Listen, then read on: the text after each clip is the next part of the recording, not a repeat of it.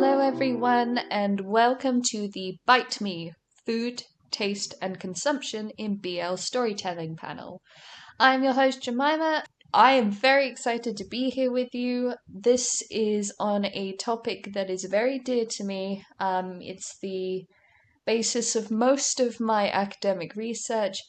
So I hope that by the end of this panel, I will have encouraged at least a couple of you to get just as excited about this topic as I am, and maybe even sow some seeds into perhaps encouraging some of you to even pursue this line of research in some capacity. So, what I'm going to be talking about today, as the title suggests, is the way that sort of gastronomy, so the study of the way we interact with food in a sort of psychological, sociological, societal, and sort of personal ways. Hopefully, this will also encourage some of you to think more deeply about the role of food when it comes to storytelling in general, but especially within BL. So, before I talk about BL specifically, I am just going to go over the way food has been used within literature as a whole, to sort of give you a foundational understanding about the study of gastronomy, especially when it comes to literature. So, food has always existed within storytelling. It's paramount to our survival, right? In many ways, our lives are sort of surrounded by food, and our thoughts, feelings, and actions can often be influenced by food. So, within literature, we have always used food in a multitude of ways. So these can be practical uses, so things like time markers. So if you're reading a story and the scene takes place at breakfast time, you immediately know, okay, this is the morning, this is the start of the day. The upcoming events are going to be throughout this day, etc. It also can be used to establish a realistic setting. So the actual foods that are described are going to give you some indication about where the story is at least located, or at least this specific scene is located. You know, if a scene is describing, a bunch of I don't know, French dishes, it's probably a fair guess that this scene is going to take place in France, or at least somewhere where there is a very French presence, right? Also, there are things like cookbooks and restaurant reviews, which are actually counted as literature. The cookbooks and recipe books, especially, are some of the oldest pieces of literature that we have. We have recipe books dating back to the sort of Babylonian period. In fact, during lockdown in 2020, someone actually recreated a bunch of recipes that were on a Babylonian stone tablet. And they managed to cook all of these meals successfully, so they are still very much usable. We also have, recipe books from the Greek and Roman empires, and also some of the earliest examples of print media that we have are also cookbooks, such as Platina in the 15th century. And when it comes to restaurant reviews, we actually see these as a sort of key turning point in society because um, so published restaurant reviews actually only became a thing in the very early 19th century. And when I say very early 19th century, I mean 1803 in France. And so restaurant reviews themselves are a very new form of literature by and large, and yet they have become a sort of norm in our society.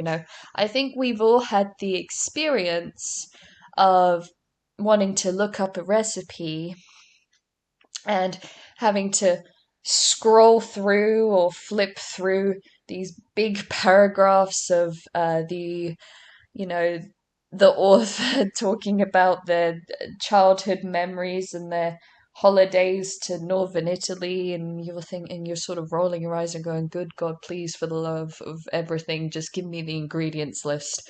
Um, and the reason for that, by the way, just for your information, is due to copyright, because you cannot actually copyright a recipe. You cannot claim ownership of a recipe on its own because there is only a finite amount of ways to make a dish. And so instead, what people do is any accompanying creative writing piece that comes with a recipe is the copyrighted material. Um, so that's that's why people do that, because you cannot monetize recipes just on their own. You have to have some other form of creative writing or original artwork to accompany it in order to make money. So that's got nothing to do with this per se, but I think it's an interesting little fact. But going back to restaurant reviews briefly, it's interesting because uh, the invention of published restaurant reviews is that it really shows a shift in how food was once sort of viewed by and large as just this thing of sustenance. It was something that we did in order to survive, right? Because we have to eat and drink to survive. Um, and going to, places that served food were simply to fill our bellies. But nowadays, if you look at restaurant reviews, it's not just about the food anymore, right? You read about the vibes, the ambiance, the decor, the seating arrangement, the physical location, the service. These are all important parts of a restaurant review. And again, this cultural shift of food not just simply being a means to satiate hunger, but also becoming a sort of experience that we seek out, um, a means of pleasure, communal bonding, right? But also in, as I said, very classical stories, you have food as a symbol that often represents things like power, temptation, comfort, and survival. So we obviously have these very well known examples, Eve's apple, Persephone, and the pomegranates. We also have Homer's Iliad and the Odyssey that dedicate uh, huge chunks of text to describing, banquets, dining etiquette. And so when we think about the ways that food almost sort of controls our lives, we see that through, as I said, the representation of power, for example. So, food being used as a means to control others, and even, used as a sort of weapon or a bargaining chip.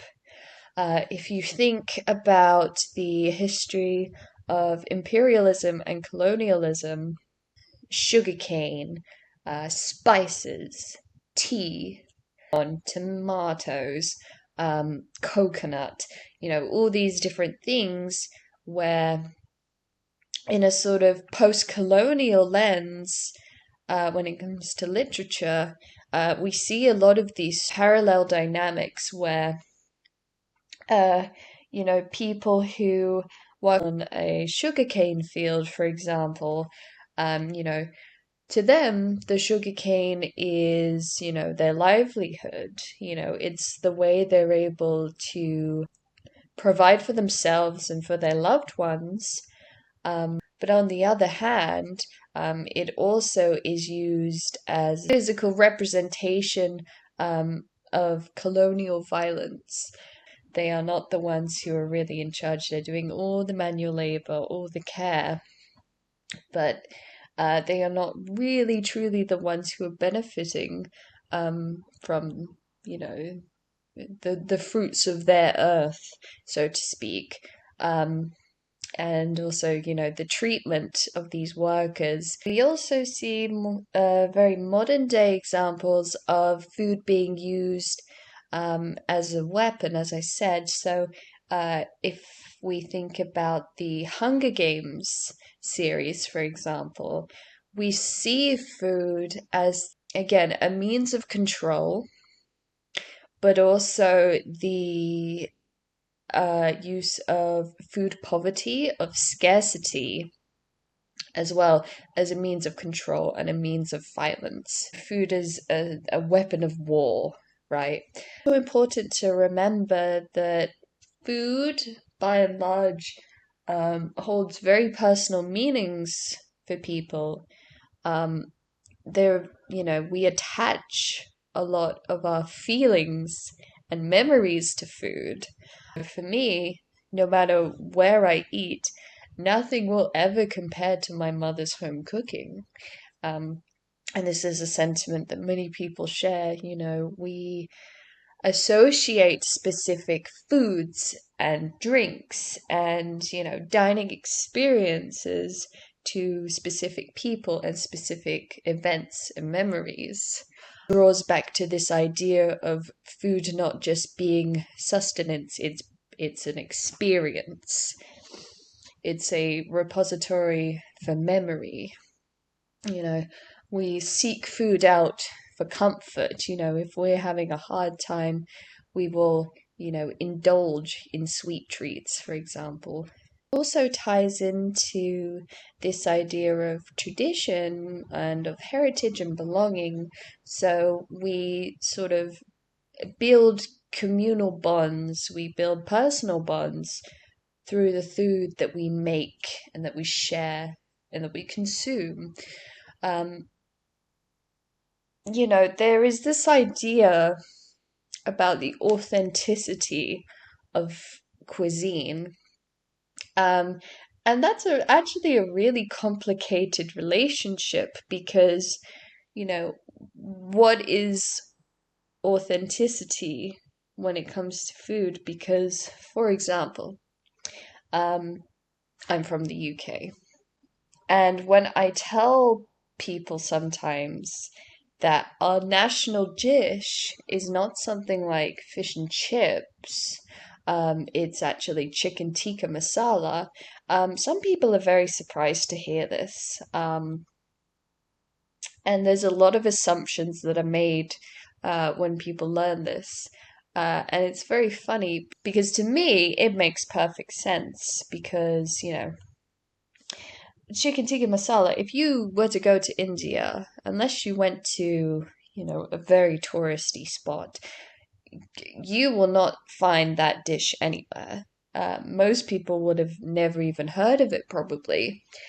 And the reason for this is chicken tikka masala is not an authentically Indian dish, nor is it an authentic British dish, but it is an authentic British Indian dish because it was invented by an Indian chef living in Scotland.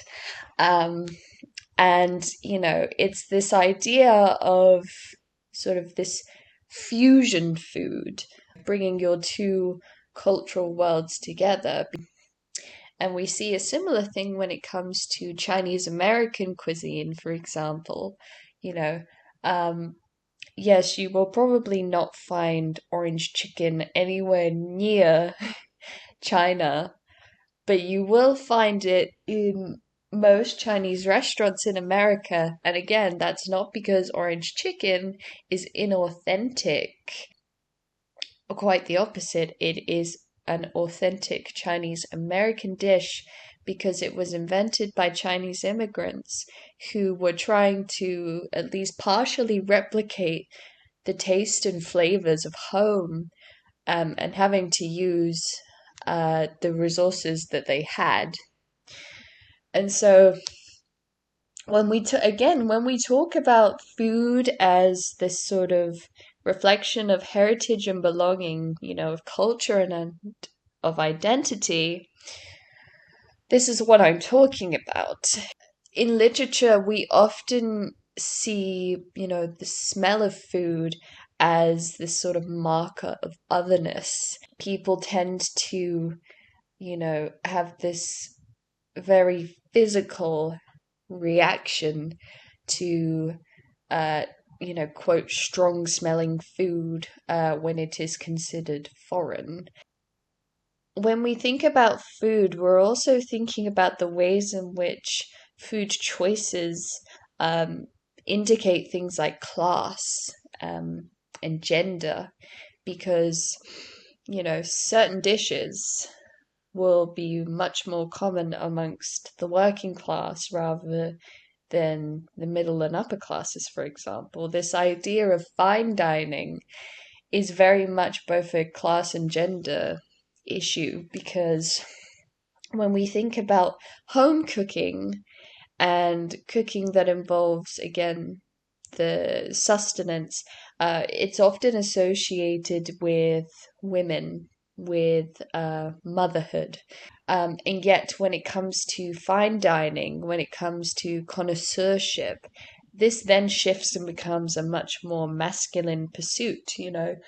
A great chef who understands the true art of cooking, well, obviously a man is able to do that. And, only certain people have access to such knowledge and such, high culture. And that's obviously going to be the upper classes as well. The fine dining and the delicacies of, wine tasting that only those with have a fine palate in order to understand the nuances of taste when it comes to wine. Also, things like, how do you like your steak cooked? If you like it well done, that means you have, a much less expansive palate, and you're probably of a lower status because, again, you don't understand, what your taste buds are capable of, these sort of ridiculous notions.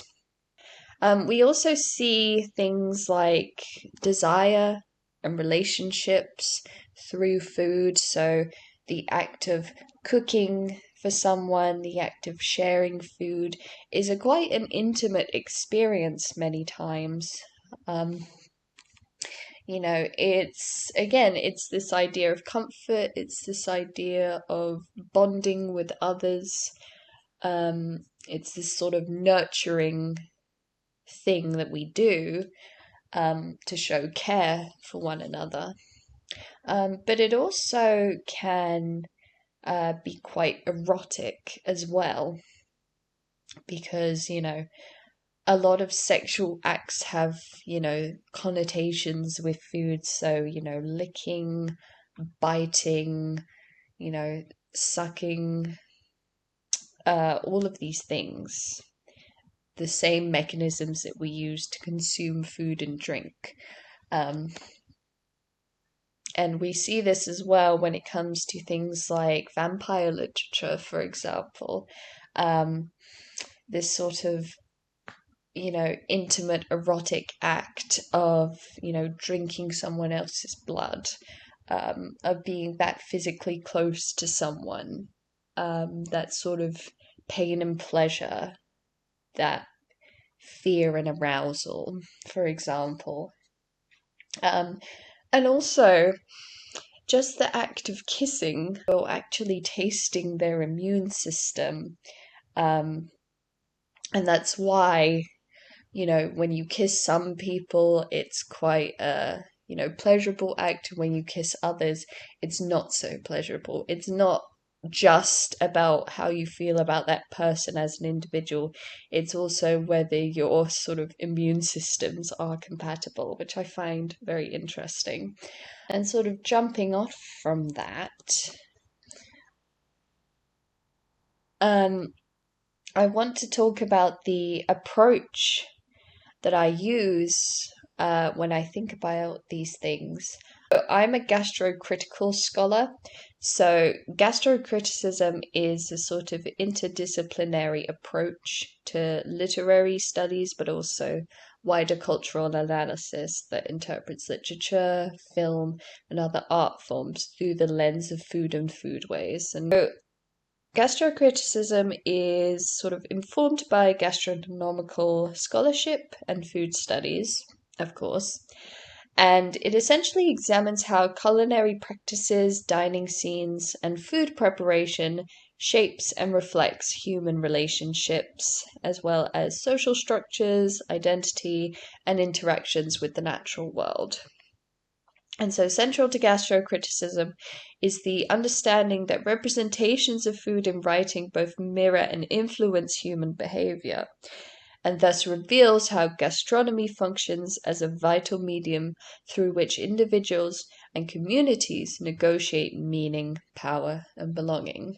So, this is the sort of critical lens that I use when I am looking at a piece of literature and analyzing it.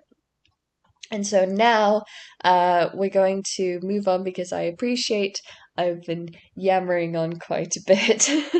But I really wanted to give you that sort of foundational ground in order to understand where I am coming from. And so to move a little closer to BL, I promise I'm going to get into it very soon. I want to just quickly talk about food in queer fiction specifically, because I've been talking a lot about literature in general, and all the things that food means, and none of them are any less relevant when it comes to queer fiction. In fact, I would argue in many ways food is even more important when it comes to queer storytelling. Food often intersects with themes of identity formation, desire, and intimacy. Again, the eroticism of food, using food as a metaphor for sort of forbidden desire, as well as, navigating things like trauma and memory and how that forms people. So, food in queer fiction specifically often functions as part of the emotional landscape of its characters and of its story. And this often connects to themes of rejection, desire, nurturing, and intimacy, as I said. So on the screen here, I've used a couple of examples, but there are so many different ones that I could have used. So there's obviously, as I was talking about vampire fiction, there's obviously Carmilla, who is the sort of original lesbian vampire story. It's interesting because, when we talk about the eroticism of vampires, we mostly think about the act of drinking one's blood. But we also should think about, the physiology of vampires themselves. So you've obviously got the sharp fangs, which are sort of a stand-in phallic object, right? That penetrates the victim or the partner, right? So phallic penetrative objects that bite, tastes, and consumes their bodily fluid, The allegory is allegorying, right? also that dynamic of one being dominant, one being submissive to the other. Um, the idea of someone having complete and utter control of someone else, right? Of that sort of, again, that the eroticism of the forbidden, of the unknown desire, the knowledge that a part of you sort of lives inside another now sort of extends out as well to things like cannibalism. The Hannibal TV show, there is a lot of eroticism when it comes to sort of cannibalism, um, and queer desire, for example. And we also see this in the sort of modern vor kink as well. This idea of being fully consumed by another, and fully consuming others, you know. That in itself is a very intimate idea. Scary as well. Fear and arousal often go hand in hand as well. We also have, more wholesome depictions. An example is the Legends and Lattes in the sort of fantasy genre, where the sort of mundane of, sharing and preparing, food and drink, coffee, um, and how that juxtaposes with the sort of mystical, fantastical world with the more, mundane, slow pace. And how this sort of creates this space of quiet intimacy, of safety, and again, of nurturing. Talking about literature that reflects the real world, we also see, in queer literature, a lot of navigation when it comes to body image and disordered eating, for example. Both of these things are very much common issues that we see in the wider queer community, and how these things sort of influence the way that we as queer people often navigate the world and navigate ourselves, as well as, our interpersonal relationships. So, this idea, for example, that we sort of use personal trauma that we may have, being reflected in the way that we interact and engage with food, and how we engage with our bodies and the relationship that those things have. We have been talking about, the way that we perceive certain body types in the community for a very long time as well. And, these sort of blurred notions of beauty standards, sort of adhering to the mainstream, but also not, this sort of weird gray area. And also, again, kind of using food as a means of control, but more self-control, and even, using it as a sort of form of self-harm, as a way of coping when it comes to, again, trauma and memory and things like that. We also can think about the sort of party and alcohol culture that we see a lot in LGBT spaces. It's very common for things like alcohol and drug use to be quite prevalent in at least certain subsections of our community. How and why those appear, again, this navigation of trauma, of memory, of, even self-expression. Some people use these substances in order to sort of, let loose and, feel more free to be themselves. That plays a part in it too. So, with all this being said, I have a quick question for all of you.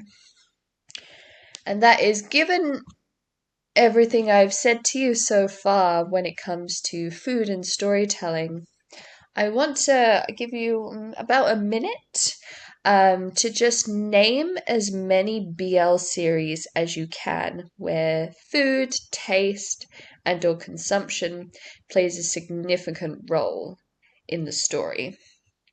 So again, this can include things like preparing, serving, and sharing meals, culinary settings, body image and disordered eating, uh, use of intimacy and sexuality, the consumption of alcohol. This can be something that sort of is present throughout the entire series, or it could even just be one singular scene. I don't mind, just as long as at some point in the story, food, drink, taste, and consumption play some sort of significant role to the story, to the characters at some point. Right, so that was a bit of a mean question, wasn't it? Because you were probably all sitting there thinking, oh, good God, is there really a BL that doesn't mention food at some point? It would probably be easier to try and think of one that doesn't, right? And so that actually exemplifies exactly what I want to talk about, is that food is such a big part of BL. Oh my goodness. You know, I could talk about it for hours. It is so, it's I dare say it's woven into the fabric of BL a lot of the time.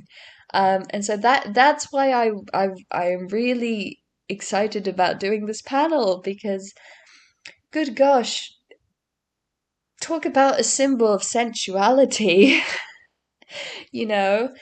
Um, so in BL, again, food is such a key example of, symbolizing desire and power. Um, in BL storytelling, we're constantly seeing food as this sort of marker of sensuality, of longing, of power dynamics, and vulnerability within these intimate relationships. A food play, so much food play. Can you even think about yaoi without thinking about the infamous corn scene in Boku no Sexual Harassment? Because I sure can't. So many innuendos about, peaches and aubergines or eggplants, right? They're everywhere at CitrusCon. Citrus, the citrus scale. Come on, guys. um, it is so prevalent. We are constantly seeing it.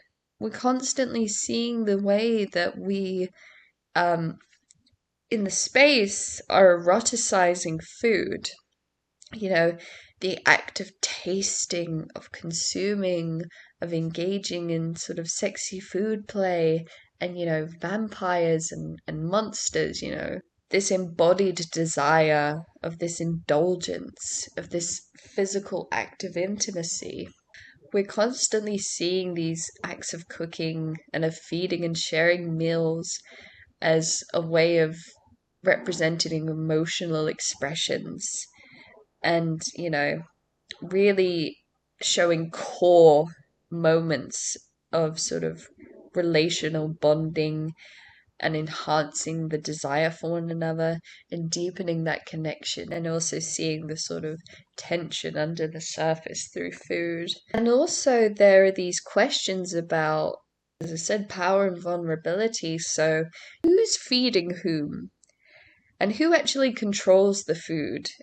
Because these questions uh, really sort of highlight and reflect this sort of shift in power dynamics, right? Because, in traditional seme and uke dynamics, you know, if we think about the role of nurturing care, okay, well, yes, the uke takes care of the seme and the seme takes care of the uke, but in different ways. In the physical, and in the emotional, right?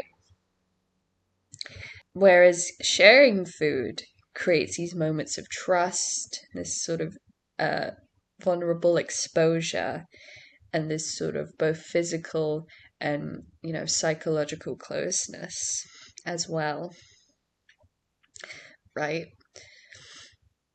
There are very few BL that I can think of where, the characters are not,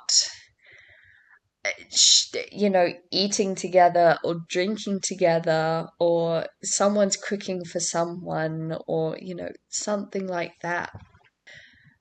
There's also these sort of, as I said, food's very personal. And so in BL, we often see personal histories being told through food. So eating habits and food related interactions revealing, characters' strained family relationships, for example, cultural and societal pressures, experiences of loss, and unresolved emotional pain.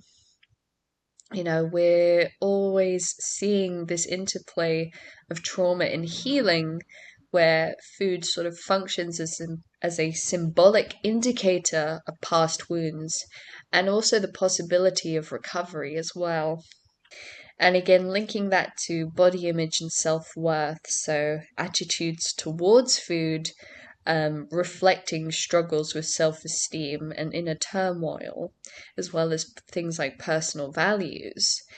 And thus, sort of, again, highlighting the psychological ties between nourishment and identity. Comfort, nostalgia, rejection, guilt, and shame. These are all things that we associate with food in different ways. And again, this sort of repository of memory. So, gathering around food becomes a way to reconstruct memories, revisiting the past and confronting these lingering emotional scars. And again, finding ways to overcome and to heal. You know, um, just as a wider societal thing, again, we're constantly surrounded by food. We eat when we celebrate, we eat when we're in mourning. And so I want to go through now and talk about some case studies so I can really get into the nitty gritty of what I'm talking about. So, just a slight warning before I proceed. I'm going to be talking about six BL series to sort of have a closer analysis of. Now, while I will not be doing too many spoilers, I will have to go into some spoiler territory. Nothing crazy. I'm not going to reveal the entire plot of any of these stories. But there will be certain scenes and certain specific character revelations that I will have to draw upon in order for my analysis to make sense. So just be aware that if spoilers are something you're not really wanting to encounter, I am going to be talking about the following. So, Antique Bakery, Moonlight Chicken, What Did You Eat Yesterday, Yuri on Ice, Heaven Official's Blessing, and Banana Fish.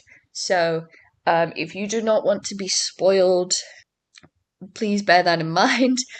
Feel free to mute me. I will let you know that I'm about to proceed with the next series, so I'll try and give a little warning. So if you need to mute me or leave and then come back, that's totally fine. I will not be offended, but just so you know, I will be touching on some spoilers for these series. So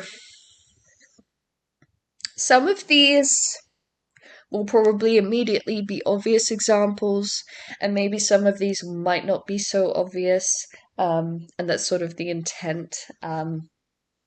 And I hope again that once I've gone through these, it will encourage you yourselves when you next read or watch a BL series, or even just any sort of form of literature or TV in general, that you will be able to reflect and think more deeply about the way food is used in these stories. So we're going to start with Antique Bakery, a classic. I think a lot of the food connections, for those of you who've read Antique Bakery, are going to be very obvious. So feel free to chime in the chat, in the comments, with, your own views and analyses, or if you think I end up missing anything. I'm not going to go through every single example in the story. I'm just sort of going to do part summary, part specific, scenes and characters that I find particularly interesting. But by all means, feel free to contribute yourselves. I would love to hear what you all have to say. So, antique bakery, trauma, healing, memory. I think that's probably one of the biggest obvious themes we've got going on here when it comes to food. So, Keiichiro's sort of unresolved childhood kidnapping trauma, and, the way that that sort of interacts with the rest of his life. Because, we learn that he was, sort of kidnapped as a child, but he doesn't really remember any of it. The only thing he remembers is being fed cake. And so when we learn this in conjunction with the fact that he, quits his, very, quote, sensible job to run a bakery, despite the fact that he does not enjoy sweet food, we're already setting up real complexities when it comes to his character, right? Because we've got this idea of the bakery being a space for healing and self-compassion because, despite the fact that he obviously has these negative associations when it comes to sweet food because, he was sort of force-fed, cake when he was kidnapped as a child. And the fact that that is the one key thing that he remembers from this traumatic experience is that obviously there's this sort of psychological association, and yet his forcing himself to break out of this aversion and actually immerse himself into, this sort of world where he is surrounded by sweets all the time is really a way, I think, for him to navigate his own trauma and to sort of overcome, these hang-ups that he has, and sort of create a more positive association when it comes to at least specific types of food. And so we also see with other characters this sort of wider social commentary when it comes to queer identities because, Ono is an openly gay pastry chef, for example. And we see the sort of struggles that he faces when it comes to exploring his sexuality, and the stigma that comes with that, as well as his own personal acceptance. Because Ono has this sort of interesting dynamic where there's this almost sort of subversion of gender roles, because, as I said before, a lot of cooking and food preparation, is ascribed as a masculine or feminine type, right? But Ono, as a gay man, in many ways, is sort of forcibly feminized. And the fact that he is sort of using baking, which is, often traditionally seen as more feminine, and only really sort of becomes masculine when it comes to more fine dining. And even then, it's a little trickier. We sort of see this sort of dynamic that he has of, the masculine and the feminine, and him essentially saying that he does not care. He's doing what he loves. There is this sort of self-acceptance that he possesses that other characters do not. There is a humor and a joy in the things that he does. And so there is a wider social commentary about that, about how food itself is not really ascribed to men and women. It's a very human thing to do. And the way that this ties in further to the idea of found family and friendships. So, Antique Bakery really strongly focuses on the bonds between the four main characters and the ways in which, unlikely people are able to cultivate these relationships with each other through means of food. So we have this idea of workplace camaraderie and mutual support because the four main characters all come from their own unique backgrounds and their own unique relationship with food and with each other and themselves. And yet we see Kuri has this sort of homely, almost domestic, um, feeling. Reading the manga, we're not just looking at work colleagues, we're really looking at family dynamics, right? It's about chosen family, it's a very low stakes story. It's a slice of life, pun intended. So to pair with this idea, we also see the idea of culinary art as a form of emotion, or at least a sort of representation of emotion. Desserts as symbols of comfort and luxury. Again, it's this idea of seeking out certain foods in order to provide comfort and self-soothing. How this is sort of subverted slightly when it comes to Kenshiro, who has who dislikes sweet things, and yet he's able to sort of enjoy it almost vicariously through the other characters and through the bakery itself. Again, ties into the idea of misfits finding purpose and belonging. So, we've got characters who come from a very corporate background who have decided to try and have an easier life versus those who have had a very chaotic life. And are just trying to make ends meet and end up, finding solace in a place they never would have expected and finding their purpose and their sense of belonging.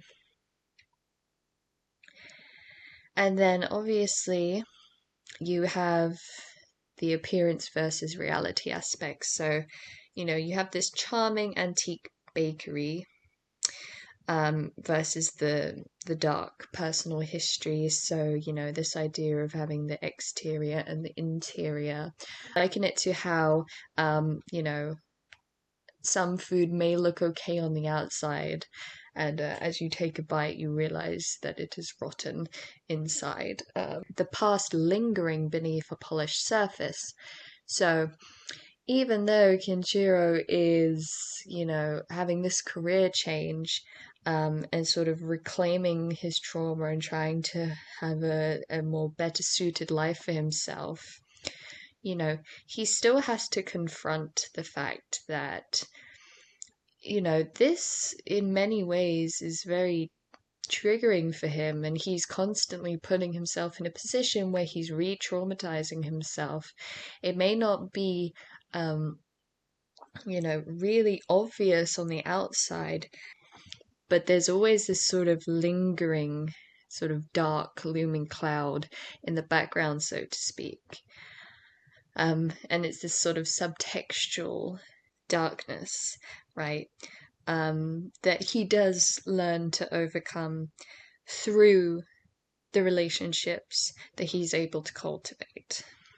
So, that's one example of food in BL.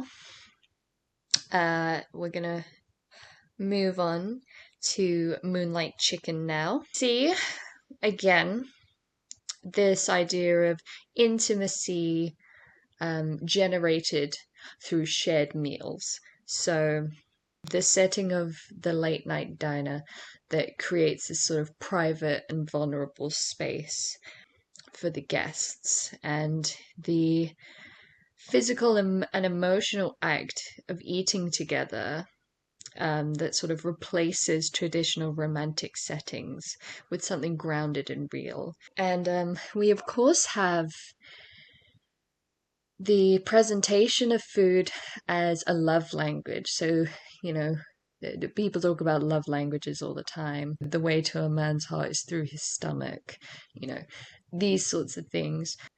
We can sort of see cooking, the physical act of cooking, becoming a sort of indirect way to express care, desire, and longing, right? Because again, it is a very nurturing sort of behavior. It's a very caring act. You have a real genuine desire to serve this person. The cooking is a sort of physical manifestation of those feelings, right? It's a physical way to express emotions. And so when we come back to this idea of domesticity, this setting also allows us to sort of normalize everyday gay life outside of glamour or tragedy. Whereas I think what Moonlight Chicken does very successfully is it does in fact find that balance between the two, and really holds a mirror up to how everyday lives of queer people actually are navigated.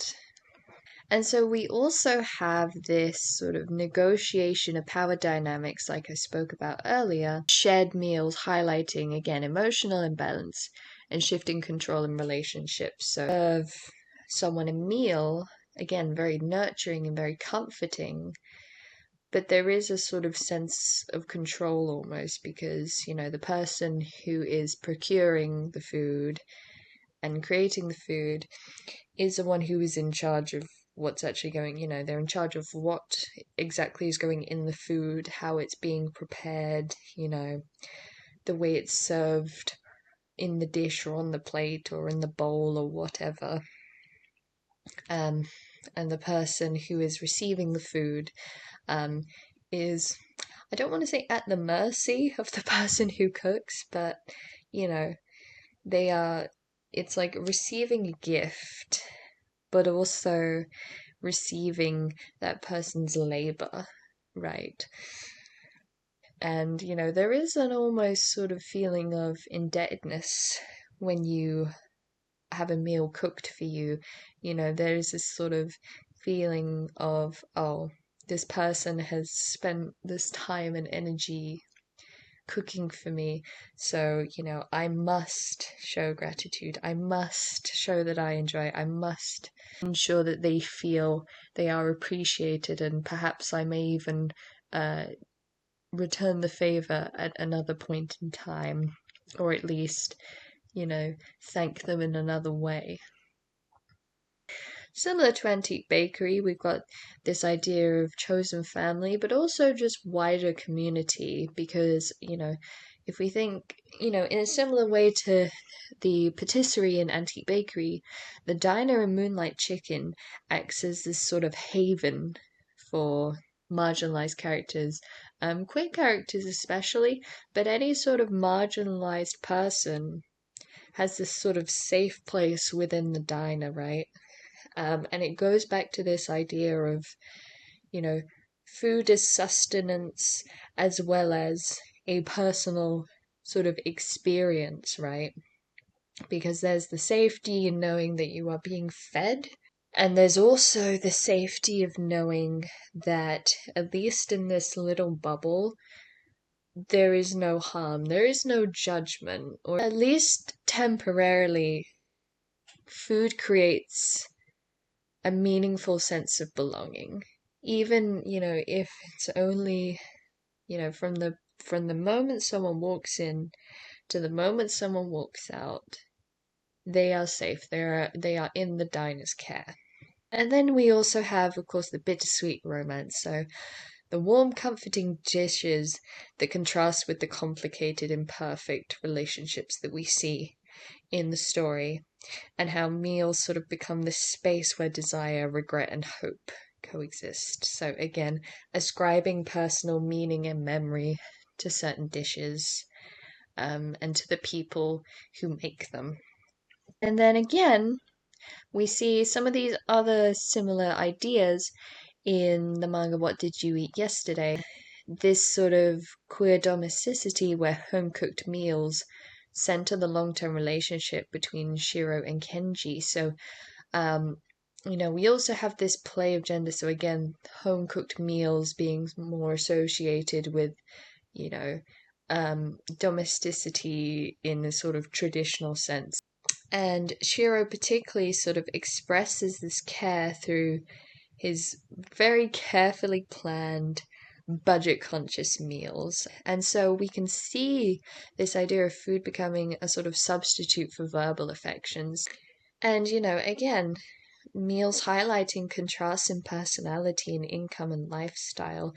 So, I think some people underestimate how much our food choices can sometimes be a reflection of, our sort of background. So, opting to choose very cheap, easily accessible ingredients in meals versus, the foods that are considered more high end, for example.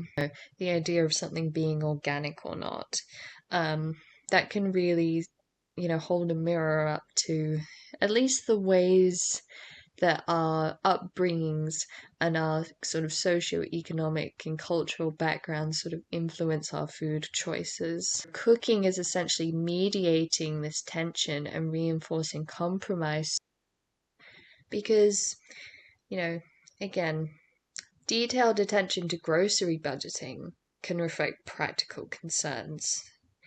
And, this emphasis on financial and emotional stability and realism over idealized romance. So again, this idea of, sharing dishes with friends and family, reflecting gradual social integration, these Shiro and Kenji are from two different backgrounds, and yet they're able to coexist and find their own little space in the world. And it's sort of, I think this is a really interesting, when I was talking about fusion food earlier, I also think that it in itself is sort of a reflection of this sort of intercultural communication. Um, you have the fusion food that is in dialogue with each other and finds a sort of harmonious existence. And I think we see that with Shiro and Kenji's relationship as well. We also see practical usage of food in What Did You Eat Yesterday as well. So there's a lot of seasonal cooking to sort of mirror the passage of time and to sort of reflect how long their relationship has been. The repeated act of sharing meals as a representation of their commitment and endurance for each other. Fourth example I have is Yuri on Ice. As I just talked about, intercultural communication. So we specifically have katsudon as a sort of cultural identity symbol for Yuri, as a way for him to connect to both his home and as his self-expression, because we're introduced to katsudon as this meal that Yuri enjoys the most and that he treats himself to after he wins a competition, right? And it's a dish that both Victor and Yurio immediately fall in love with, just as they, fall in love with Hasetsu. And we also see Yuri, he's thinking about his Eros performance and trying to tap into this persona he wants to embody in his performance. And he talks about, oh, what drives me crazy? What makes me lose control? Oh, it's katsudon. And in thinking katsudon, he then, is able to embody this sort of seductress persona. And it's the thing that, we later learn was partly the thing that sort of enticed Victor to him in the first place. And again, this idea of fusion cuisine as a form of intercultural communication. So we even see this quite literally when Yurio's grandfather makes katsudon pierogi, right? And that sort of symbolizes uh, the way that Yurio, as well as Victor and Yuri, have really interwoven these two sort of loves and identities together, and it shows the bond that has really solidified at this point, that they are truly equal in everything. Katsudon itself is a sort of recurring metaphor for love and victory throughout this series, right? Yuri, when he's asked sort of what his dream is and what he when he's betting with Victor, he wants to say, I want to eat katsudon with you all the time. Um, and so he's essentially associating winning with sharing a meal with Victor, and thus blending this idea of ambition and romance together. Um, and then we also see Victor as well. So Victor's a very big food lover, but he's also depicted as drinking alcohol semi-frequently as well. And there's also that, especially that scene where he's late to practice, and Minako, I think, says that he'd been drinking all night, and that was after, a sort of misunderstanding with Yuri. So we have this use of alcohol amidst emotional turmoil as well. And that sort of, we can see, sort of connects with the way Yuri sort of views himself. So, when he comes back home, we see this physical change in his body. They both sort of seek food and drink as a means of, consoling themselves when they are in distress. We also see food, again, as a sort of form of courtship. So during the banquet sort of flashback scene, we see this whole entire thing being the catalyst of Victor and Yuri's relationship, because it's at the banquet that Yuri gets drunk, and he essentially sort of sweeps Victor off his feet and sort of endears and seduces him, so to speak, into being his coach. And so and then we see this sort of evolutionary movement of food becoming part of their sort of slow building romantic partnership, as well as, their dynamic between coach and skater. So, as I said, there's this sort of intermingling between Yuri's anxiety and the sort of wider commentary on his weight that sort of reflects pressures in figure skating in general. And so, again, food is sort of this representation of comfort and insecurity within queer self-expression.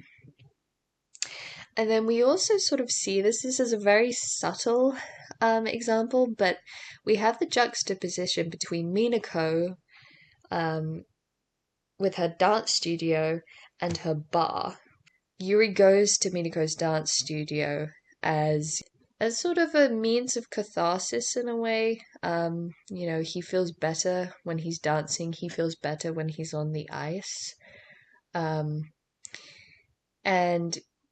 we see a similar thing happen when Victor goes to Minako's bar to get drunk and sort of, again, self-soothe as well.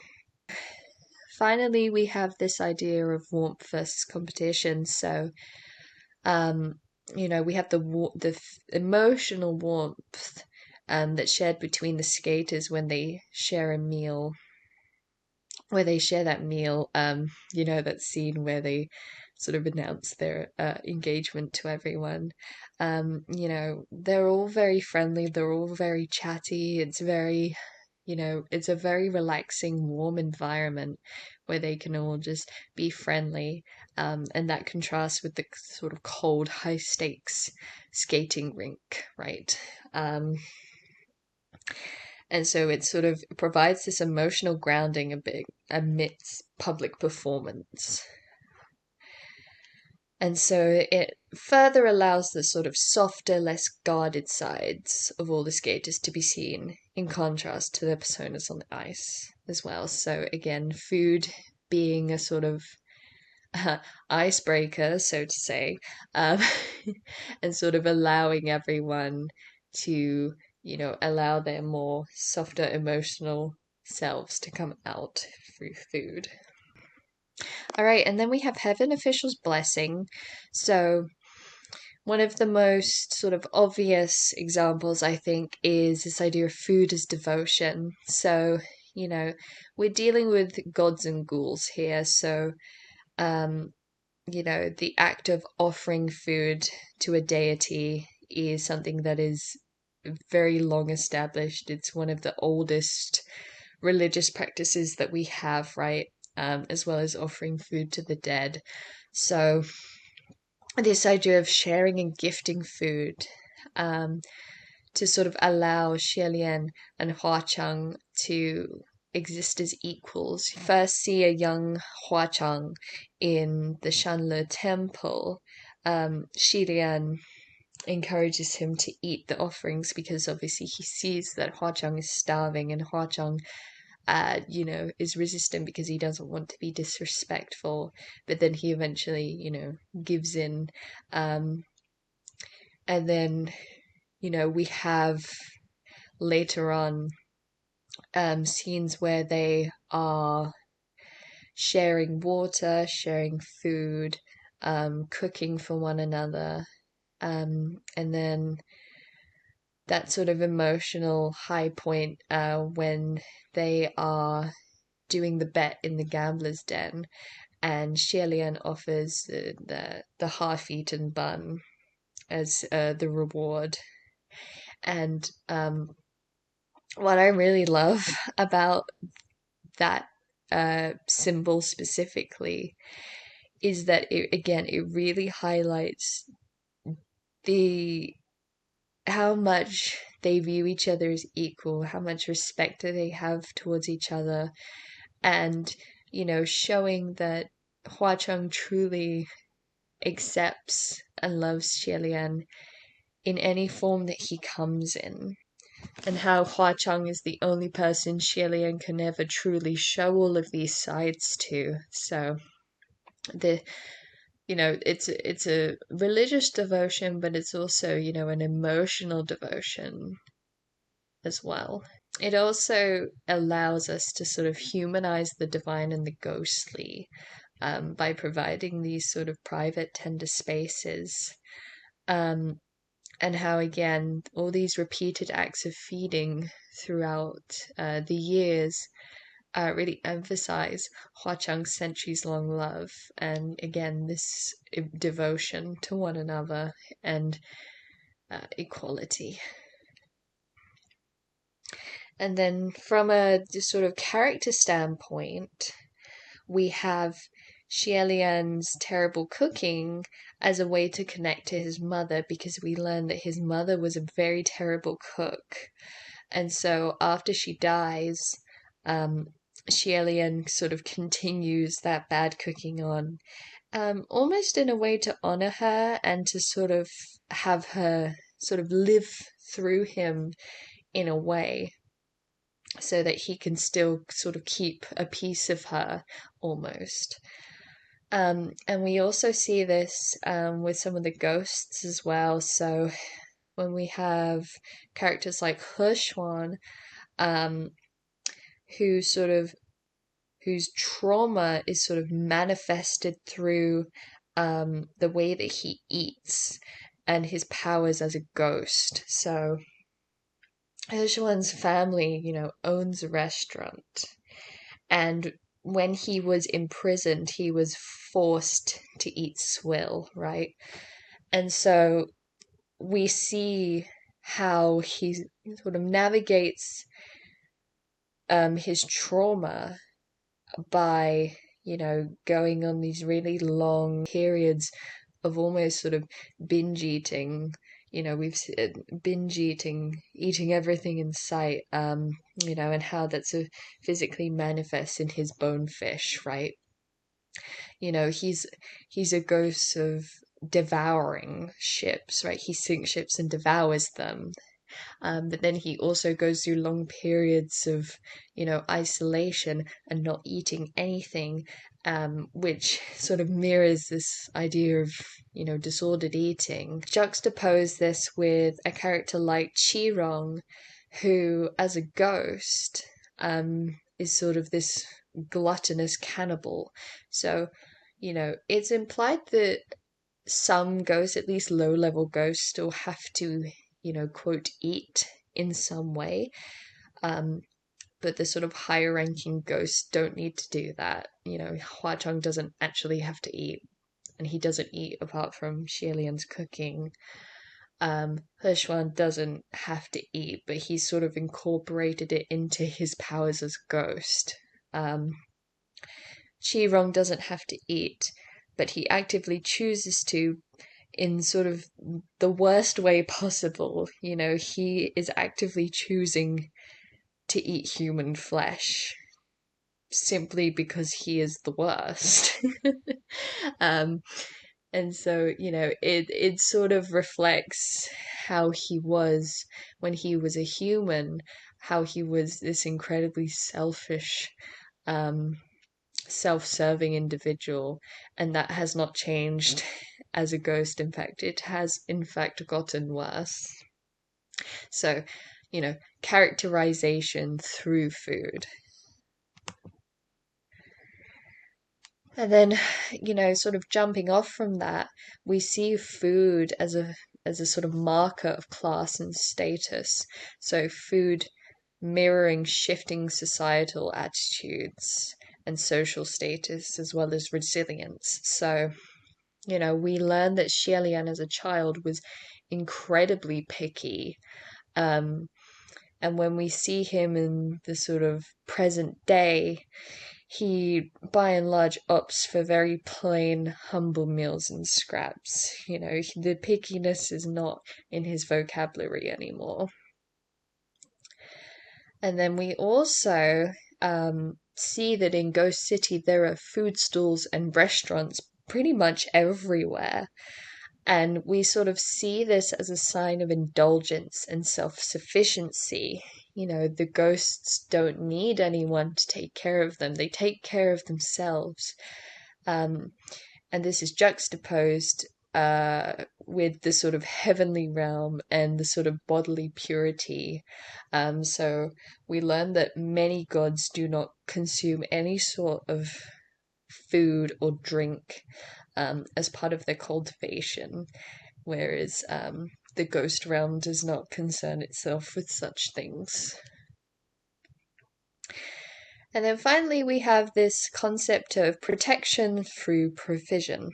So the act of bringing food functions as both a caretaking and safeguarding. Hua Chang cares deeply about Xilian, and so he often ensures that Xilian has enough to eat. He makes sure that he does not go hungry. He takes care of him in the way that Xilian used to take care of him.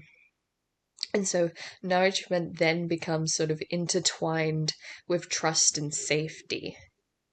And then we also see this through characters like Yushi Huang, who is an agricultural god as well as the god of rain. And she essentially insists that the offerings her followers bring her be given back in order to prevent waste. And we also see her gift, fresh vegetables and fruit to Xilian and Huachang as well near the end of the book. And then the last example I have for you is banana fish. This is the one I think is probably the least obvious when it comes to analyzing through a gastrocritical lens. But I find that there is a lot here as well. So, again, we have this cultural exchange. So, Ash and Eiji are from two different worlds, both country and just, lifestyle, for example. And so that sort of reflection of their backgrounds, we see Eiji bringing Ash natto and Ash not liking the natto, and then we see Eiji eating a hot dog with mustard and not liking the mustard, right? But it's in a very humorous way, and even the fact that they dislike something that the other likes, that in itself becomes this sort of humorous bonding experience, because I think these two things sort of show that, okay, these two are so unlikely as a pairing and are from such two different worlds, and yet they're still able to come together and, cultivate a relationship that's stronger than pretty much anything we see in the story. It is a truly unbreakable bond that they manage to create. And so these meals sort of bridge the cultural and emotional distance that we initially see. And it also allows us to more deeply see the way the characters interact with the world. So, the sort of simple, ordinary moments that we see of them eating contrast with, the themes of exploitation and trauma that we see. There's a very subtle hint in the manga of Ash having an eating disorder. He sort of talks about not wanting to get fat and ugly. Eiji sort of bulldozing over that and allowing him a safe place for him to just eat and enjoy things, and to sort of regain the lost innocence.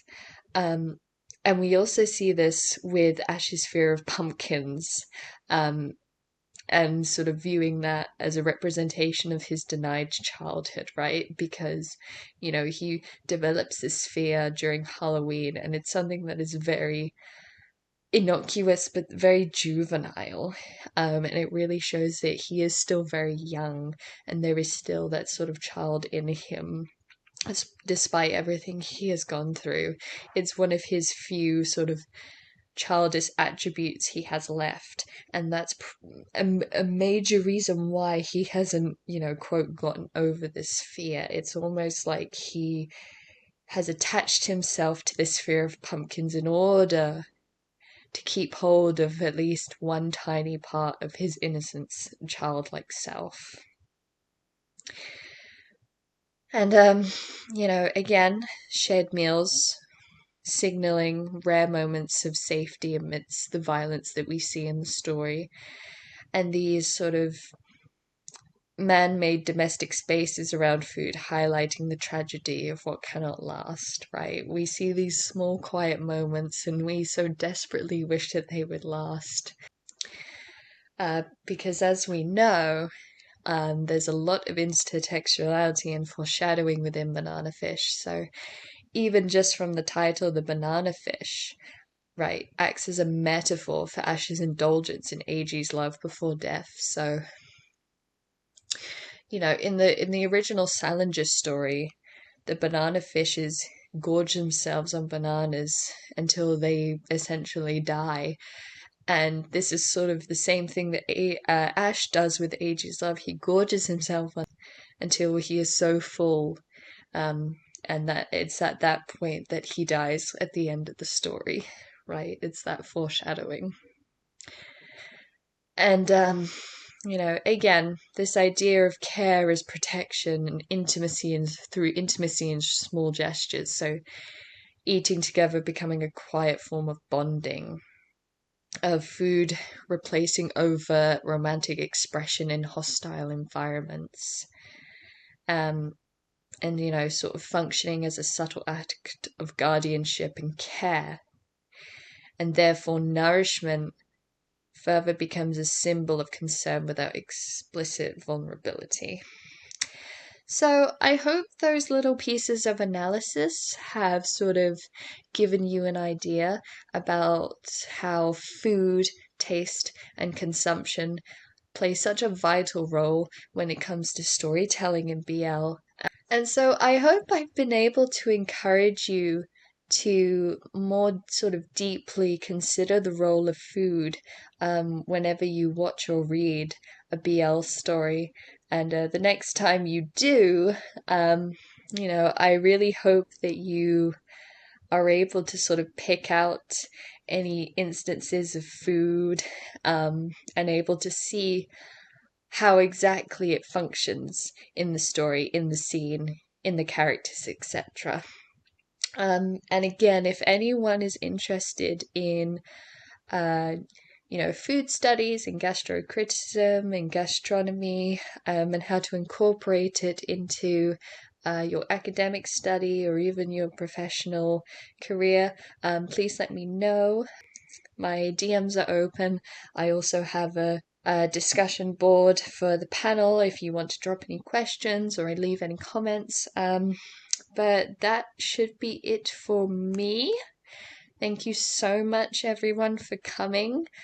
Thank you for listening to me yammer on about the thing I care about. And I hope you enjoy the rest of your con. Bye.